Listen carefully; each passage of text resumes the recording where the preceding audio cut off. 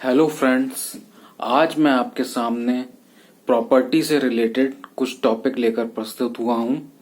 और आपने transfer of property act के बारे में तो सुना ही होगा, तो वो क्या होता है उसके बारे में मैं आपको बताने जा रहा हूं। एक तो ये है कि प्रॉपर्टी में अपना जो है राइट होने के लिए क्या क्या चीजें असेंशियल होती हैं।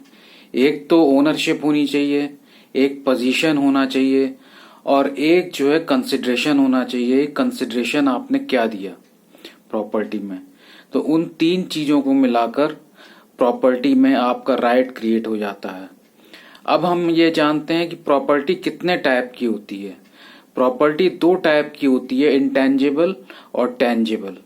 इंटेंजिबल वो होता है कि जिसे हम टच नहीं कर सकते, जैसे कॉपीराइट, पेटेंट एटसेट्रा। और टेंजिबल होता है मूवेबल और इमूवेबल प्रॉपर्टी। और पूरा transfer of property act movable और इमूवेबल प्रॉपर्टी के ही अंदर घूमता है। तो मूवेबल क्या होता है, जिसे मूव कर सकते हैं हम, जैसे कोई गिफ्ट है, पैसा है, ज्वेलरी है, और नोट्स हैं, बैंक नोट्स हैं, वगैरह वगैरह। और इमूवेबल क्या होता है, जैसे कोई मकान है, कोई जो है बिल्डिंग है, कोई फ्लैट है, और इसी तरह से ये सब इमूवेबल होते हैं। तो दोस्तों, इसमें जो है प्रॉपर्टी की definition transfer of property act में कहीं नहीं दे रखी है।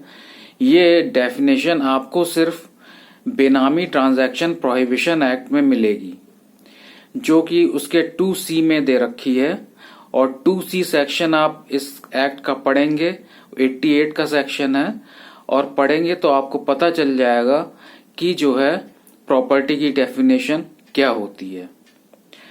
तो दोस्तों, और ये जो है ट्रांसफर ऑफ प्रॉपर्टी एक्ट में जो है आपने सुना ही होगा कि प्रॉपर्टी सेल करते हैं, कैसे जो है ये जो है राइट कैसे आता है ट्रांसफर ऑफ प्रॉपर्टी एक्ट में, by sale, by will, by lease, और बाय मॉर्टगेज एटसेट्रा एटसेट्रा।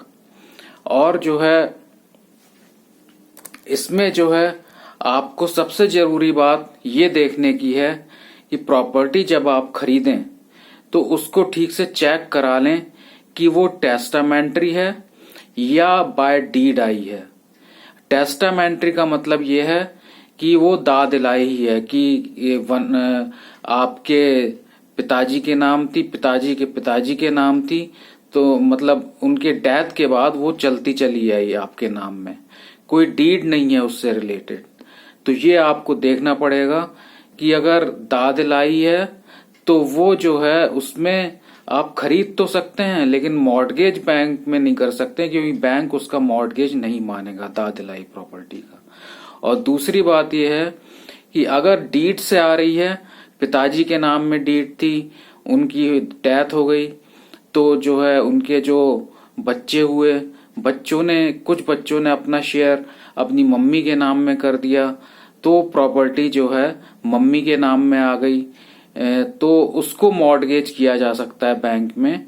और यही ट्रांसफर ऑफ प्रॉपर्टी एक्ट में सेल की डेफिनेशन है। तो दोस्तों, आज आपने ट्रांसफर ऑफ प्रॉपर्टी एक्ट के बारे में काफी कुछ जाना होगा, और मैं चाहता हूं कि मैं आपके सामने इससे related transfer of property act से रिलेटेड वीडियोस और लेकर प्रस्तुत हूं।